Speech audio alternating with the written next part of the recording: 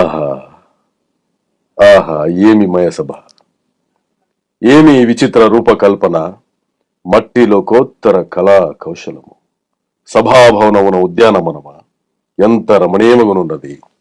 వివిధ పరపరాశత శేకాశికా తరోర విరాజితంబు, రాజిత ధనుస్కంద సురభిర వల్లీమ తల్లిక సంభాసురంబు, బాసుర పుష్పగుచ్చ సర్వన్మధుర సాస్వాద సంభ్రమద్భ్రమద ఝంకార నినాద మేదురంబు, మేదుర గణగణ నర్తన క్రీడా విస్తృత కలాప కలాప రమణీయంబు, రమణీయ కోమల కలాపాలాప తూప తూపాంకుర సంకీర్ణంబు సంకీర్ణ నికుంజ సుందరంబు. ఆహా యారామసు కుమార్యంబు అత్యంత రమణీయకంబు రమణీయకంబు.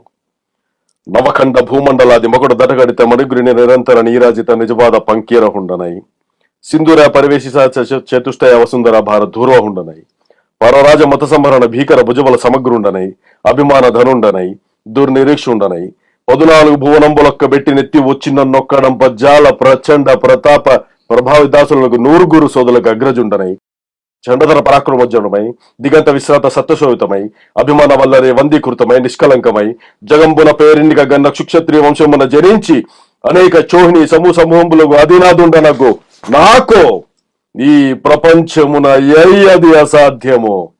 ఆ మాస్టర్